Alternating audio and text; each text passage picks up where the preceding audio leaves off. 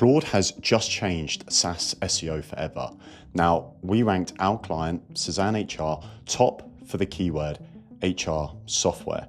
And in this video, what I'm going to do is give you a Claude skill that will help you rank your SaaS top of Google search. The second thing that I'm going to show you is the biggest mistake that I see with people using AI with their SEO that actually harms their rankings. And finally, if you stick around until the end, I will give you a bonus tip that's allowed our clients to not only rank top of Google search, but drive actual leads and revenue from their SEO activities. Now, if you want access to the skill that I'm about to show you today, comment SaaS SEO and subscribe to the channel. You will then be sent a Notion board that looks like this. Now, this Notion board has all the show notes to all the videos that I created on YouTube. If you select the first link on that Notion board, the skill is not only available for download up at the top here, but you can also go through it and copy and paste it into your Claude instance so you can use the exact workflow that I'm going to be taking you through today. So without further ado, let's dive into the video. Okay, let me show you a little bit behind the scenes of ranking for this keyword. Now, we've worked with these guys for the best part of 5 or 6 years now. The problem most people will have trying to rank for this type of keyword is, firstly, it is highly competitive. You know, it's a KD 53. This means that you've got to build hundreds, if not thousands of backlinks over a prolonged period of time to really have even the smallest chance of ranking for that keyword. So trying to go after that keyword is not only resource intensive, which means cost, but it's also going to take quite a long time. So you could be trying to go after this keyword for maybe 3 to 4 years if you don't have significant budgets to expedite that. The other thing with this keyword in particular is that there's no real qualifier there. So, you know, a person that is a one-man band could be looking for an HR software provider, just like an enterprise solution that has 1,000 employees. They have a very mature HR and operations department. Both those users could be putting in the keyword HR software. Most providers don't cater for everyone. They tend to focus at the lower end or the higher end. Now, Suzanne, they sort of cater more to the mid-market, which means that just a fraction of those searching this HR software keyword are actually going to be relevant and in ICP. So what we need to do is identify keywords that suggest someone is in market to buy. It isn't going to take years to rank for them, and therefore the cost to rank for those keywords is going to be lower. And one of the best types of keywords that you can go after in the SaaS space at the moment are competitor alternatives. So let me show you an example here of HiBob alternatives. Now, HiBob are a competitor of Suzanne. Now, if I put HiBob alternatives into the SERP, you'll notice that we have a flurry of other providers all targeting the keyword HiBob alternatives. So we've got the top there, Charlie HR, we've got Factorial HR, HiBob alternatives, we've got Rippling, we've got Centrinet, and then we've even got HiBob going after it themselves, right? And they've also gone after Bamboo. So if we jump into the competitiveness of the HiBob alternatives keyword, we'll see that the competitiveness is much lower than your traditional HR software keyword that I just showed you in the last video. So this means that it's likely easier to rank. That means lower cost and shorter time span. But we also know that the users searching HiBob alternative are already in market. So they're very much problem aware. So they know the problems that they have and what they're trying to resolve. And they're somewhat brand aware as well. So if you have an opportunity or a prospect searching HiBob alternatives, there's a very good chance that they know specifically what they want. They know who they want to speak to, and therefore the lead is that much more qualified. So the ROI of going after a keyword such as this will typically be higher than a broader HR software type keyword. So what I'm going to do is show you the workflow that gives you the opportunity to identify all of these types of keywords.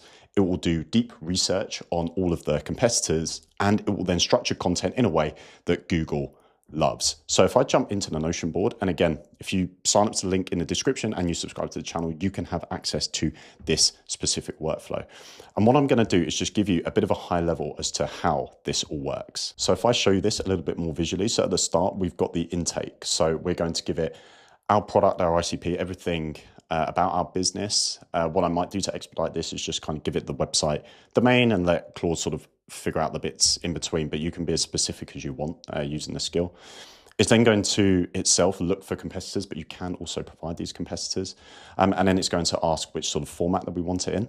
It's then going to do a live research. So it's also going to scour the web for your product, your solution, have a look for things like pricing, G2, Capterra, reviews, ratings, try and understand really what your strengths and weaknesses are. It's then going to do a series of product alternative type crawls across the SERP so it can aggregate all the data points it needs to see really what Google is looking for when they're ranking specific content pieces. Now, this is really where the magic happens on this step 2C. So what it's going to do is go through and run a deep research workflow across all of these competitors that's going to look at things like pricing. It's going to look at all their reviews across the authority review domains. It's even going to look at things like Reddit threads, and it's going to take a look at the review site itself.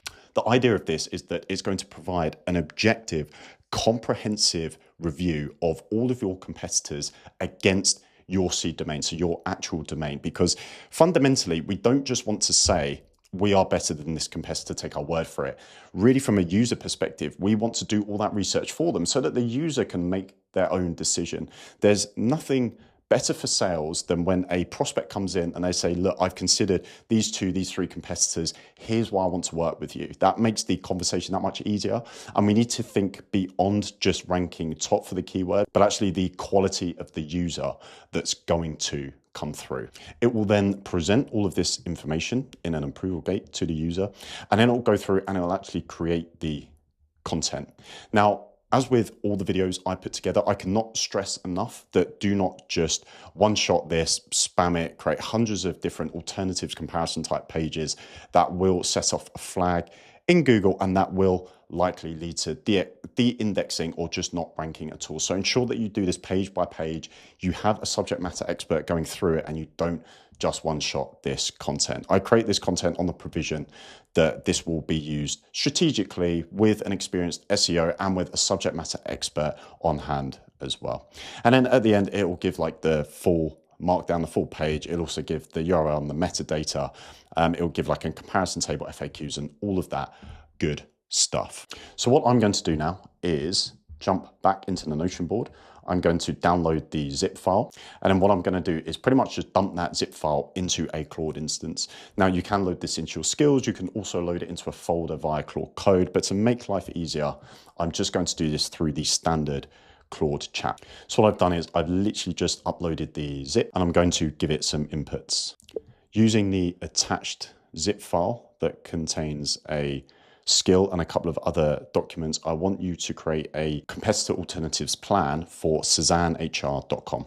And it was never in a million years going to get that bit right, was it? Cool. I'm going to use Sonnet 4.6. I don't think you need to use anything more sophisticated than that, and we want to save on tokens. Let's hit go.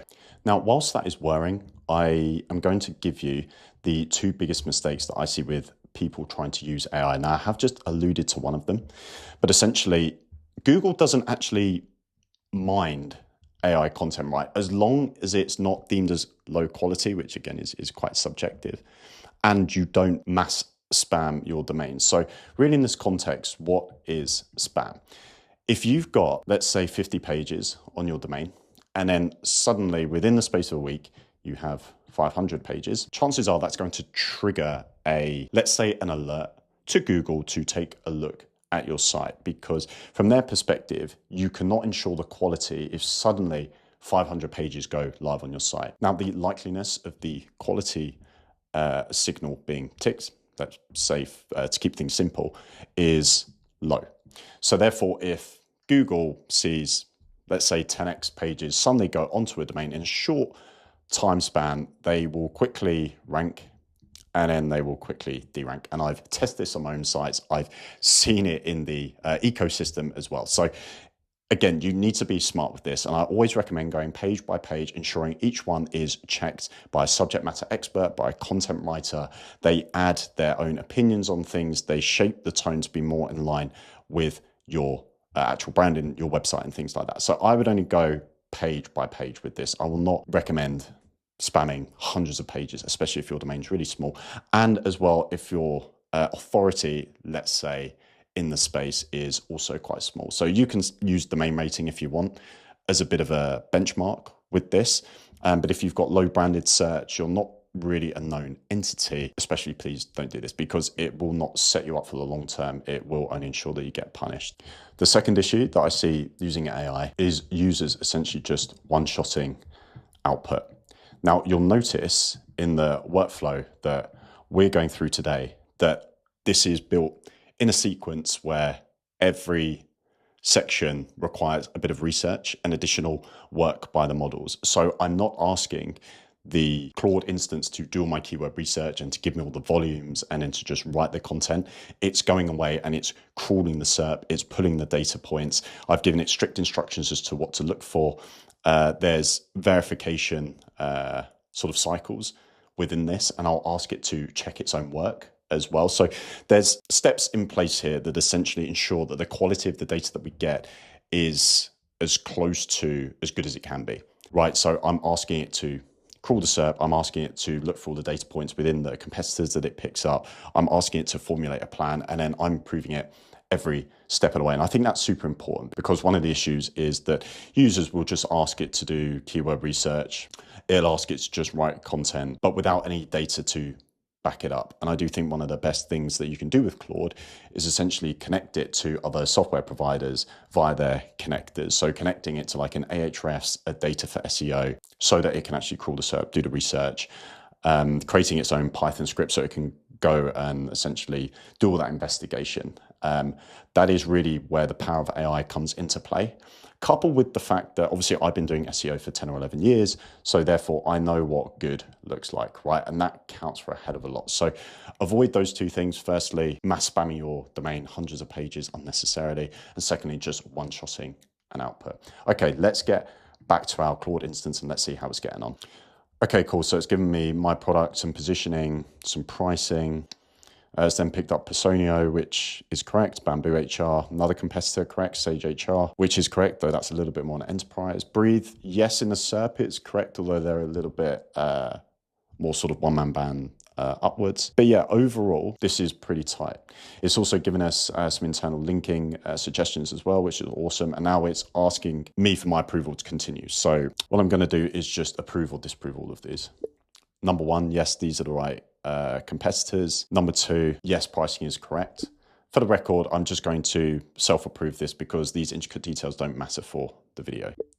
Number three, I trust your judgment as to which ones you wish to build. Number four, happy with it being a Word doc. Number five, happy to trust your judgment on any Shazam wins. Can you just ensure that you are checking any data points that you provided to me, such as pricing for competitors, so that I know that they are correct? So let me know at what point you do that. Let's get into it. Cool. So I'm just going to let this run now. I've given it some feedback. I like the fact that I can approve and go so it doesn't veer off. You know, we can catch things quite early. Let me pause and jump back in when we've got a bit more of a stable output. Cool. So it's verified the pricing. If I open this up, we can actually see what it's searched to pick this up. And in some cases, SaaS sites don't actually list their pricing. So what it will do is it will go to like third-party review sites to try and identify what that pricing is, or at least an idea of what it is. So if someone's left in the comments, I've paid this XYZ, it will use that as its source of truth, basically. So it's really sophisticated in that case, because I know that quite a few different SaaS businesses don't list their pricing. So you have to go to like the likes of Capterra to at least get the range so that you can do this more comprehensively. And I've also found as well that if a SaaS website doesn't give its pricing, then naturally more people go to Google search to try and find what that pricing is. So that can actually be a bit of a leverage for you, because if you're the one providing that pricing data, they're more likely to visit your site because that's actually critical information that they're looking for. Now, whilst that's loading, let me give you the bonus tip that I've promised that have allowed us to rank hundreds of B2B SaaS clients in Google search and enabled them to drive tens of millions of pounds over the last sort of 8 or 9 years. Now, if I come back into the HR software SERP, if I scroll down, we've now got, well, quite frequently we have an AI overview, and we will have Shazam ranking in that. I won't go into this video as to whether I prefer or not prefer that. It is what it is. It's a Google thing, right? But you'll notice that all the domains that are ranking on this first page all have this DR that is relatively significant. I think the only sort of outlier is probably this one here. So we are every.com. They've got an HR software page, every HR, high amount of branded search, which is going to help contribute to their rankings as a trusted provider. But broadly speaking, this DR stands for domain rating. And again, from a very broad definition point of view, the more backlinks that we build from the greater number of trusted or authoritative domains, so domains that also have a high DR, the greater our DR tends to be. Now, again, DR is a third-party metric defined by Ahrefs, SEMrush give another one, which is domain authority, DA. We've also got citation flow from Majestic. So these are all third-party figures. Okay, so this isn't, Google does not use this as an authoritative benchmark, but they do have their own scoring system behind the scenes that we are not privy to. We know that because of the Google leak from a couple of years ago.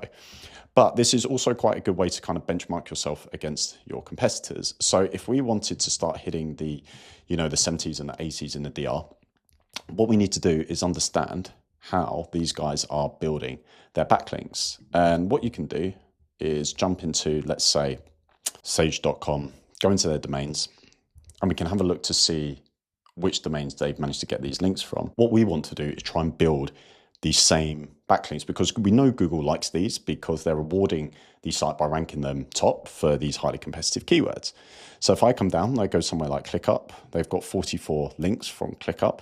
And what I'm trying to do is find content that we can replicate and maybe pitch into ClickUp as well, or try and get an insertion on the same page. So for example, I can see here, it looks like this article went live a couple of years ago. The 10 best employee feedback software tools in 2026. So if I jump into this, let's do a look for Sage. We can see Sage HR has been listed and they've got a nice backlink. If you notice down in the bottom left-hand corner that this is a link to the HR software page that is loading. So what I would do is essentially identify the author of this piece. I would note that this is a little bit out of date. So this is nearly a year and a half out of date. I would repitch this article to this author with a fresh perspective. And if you go through this actual article, it's a little bit light outside of ClickUp, because obviously it's a ClickUp owned article, but it's a little bit light on features and pricing and things like that.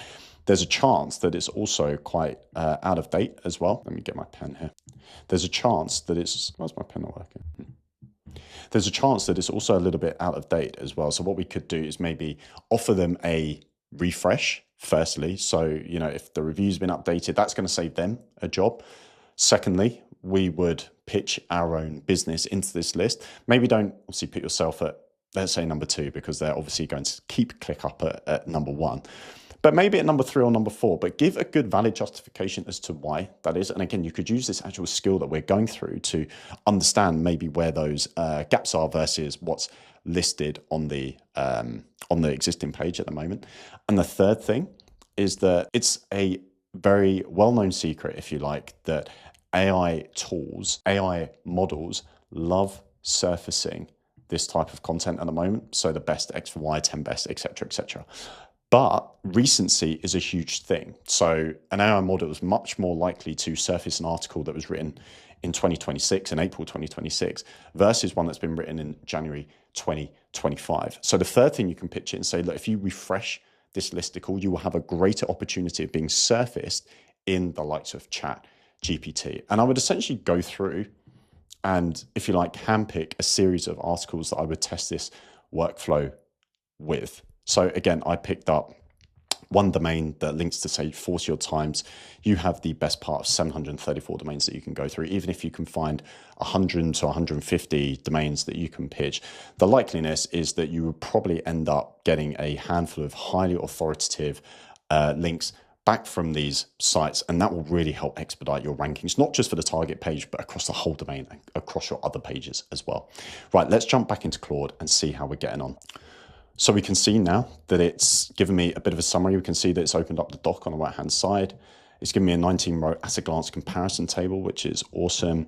4 reasons teams look for alternatives, taken from G2. Detailed comparison across 6 dimensions, including an honest acknowledgement of where high bob wins. And again, this is kind of baked into the skill. I want objectivity. I want this to actually be a valuable resource for the reader, because as I said, the more valuable this resource is, the more ruthless we are, and the more objective we are, the higher the trust connection we're going to have with the prospect. And therefore, if they do come through and book a demo with the Suzanne sales team, it's going to be a much nicer conversation with them. We've then got a high bob cost breakdown table, who should choose each, migration guide, 3 switcher quotes, 6 FAQs, and some metadata. And on the right-hand side, this is what it looks like. So we have got it branded in social media branding as well. You can obviously change what this output looks like. But on the face of it, it looks like a very, very comprehensive document. And I'll be happy to give this to our content writer to subsequently review, make sure that there's accuracy there, the tone, get a subject matter expert to maybe more better define the Suzanne HR parts that can't be found across the web. And then, as always, last thing I'm going to do is, can you just check the pricing data and any other data, all the reviews from G2, to ensure that they have not been hallucinated and that they are verified data points. Again, I will do this with every video. I don't have to do this. I could cut this video here and say, look, this is great, bang, we're done. But I think it's so important that I show you that this should always be the closed loop on the, whenever you work with AI. We need to ensure accuracy with this, because as soon as you create something with AI that isn't accurate, let's say the trust feeding drops significantly, and it's very hard to come back from that. So do ensure that everything is verified. And of course, you could do this yourself. So really sort of go through G2, for example, make sure that these quotes do exist, etc., alongside doing it with AI, of course. And in fact, what I am going to do is just take a look at this. So Suzanne HR G2 review count 61 reviews. Cool, 61 reviews, 4.4.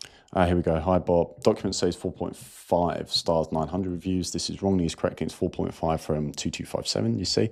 We've also got something here from the very first contact with Suzanne. Always happy to help. Confirm Capterra. I've actually just searched this, and we can see this here as well. So that's also very promising. It's found some inaccuracies on the high bob bit. Awesome. So I've spot checked a couple of bits that said is correct, and it is correct. It's itself found a couple of inaccuracies. Now it said, do you want to rebuild? I'm going to say yes, rebuild the document. And again, this is why we do this, because as soon as an article goes out, it's incorrect. Not only are you going to not build trust with the user, but it also doesn't build any trust in the workflow and the system as well. So always make sure things are verified, go through. This should always be the closed loop on any activity with AI.